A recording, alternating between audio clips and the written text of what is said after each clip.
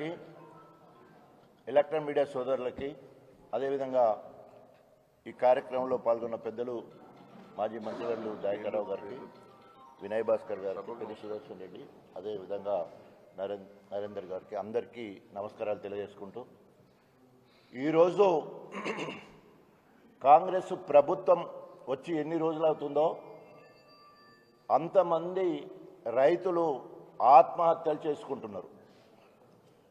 ఆ కాంగ్రెస్ ప్రభుత్వ పనిదినాలు equal to రైతుల హత్యల లెక్క పోటీ పడి ముందుకెళ్తా ఉన్నాయి. ఈరోజు మరి కాజా పాషా అని వనపర్తి మహబూబ్నగర్ అభివక్త మహబూబ్నగర్ జిల్లాలో ఈరోజు నిన్న చనిపోవడం జరిగింది. దాంతో 409 రైతు ఆత్మహత్యలు జరిగినాయి.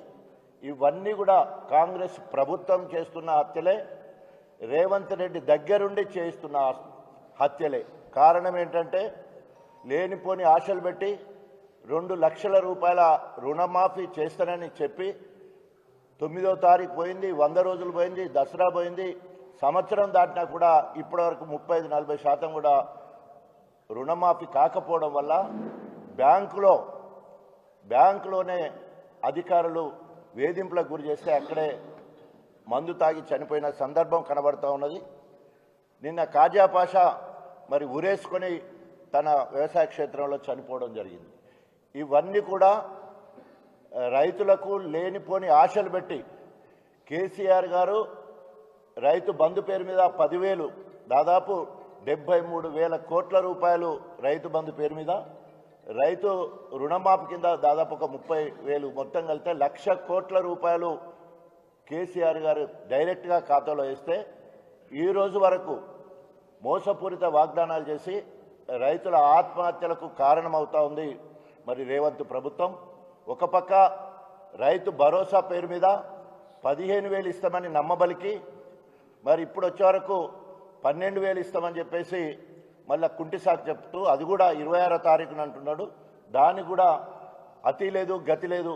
ఎందుకంటే ఒక్కొక్క రైతుకు 1 ఎకరానికి పోయిన వేసంగిలో 2,500 అప్పు, వానకాలము 7,500, ఇప్పుడు 7,500, మొత్తము 17,500 రూపాయలు 1 ఎకరాకి ఇవ్వాల్సి ఉంది. అదేవిధంగా 2 ఎకరాలు ఉంటే దాదాపు 35,000 రూపాయలు మరి రైతుకు బాకీ పడ్డరు.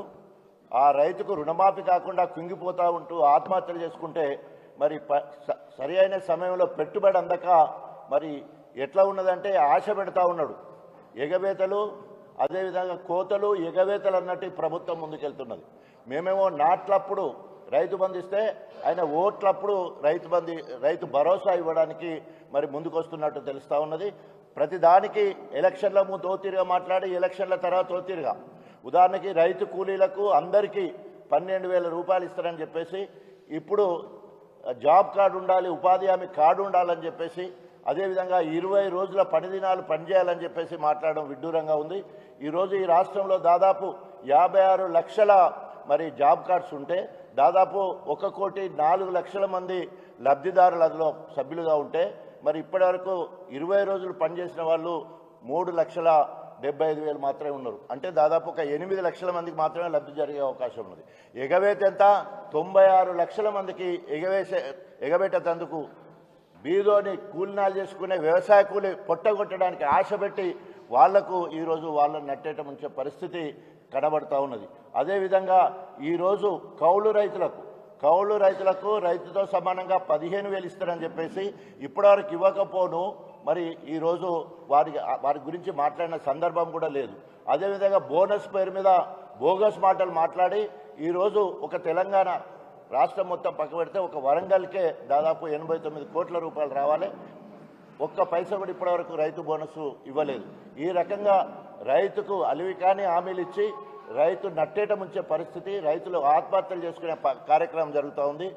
గత వారం రోజుల నుండి గణపురం నియోజకవర్గంలో ప్రతిరోజు ఒక మండలంలో రైతు ధర్నా కార్యక్రమం ఏర్పాటు చేస్తూ ఉంటే అక్కడున్న స్థానిక మంత్రి వాళ్ళ ముఖ్యమంత్రి ఏమో దావోస్లో విహారయాత్రకు పోతే ఈయనేమో ఉల్లాసంగా ఉత్సాహంగా క్రికెట్ టోర్నమెంట్స్ ఆడుకుంటున్నాడు.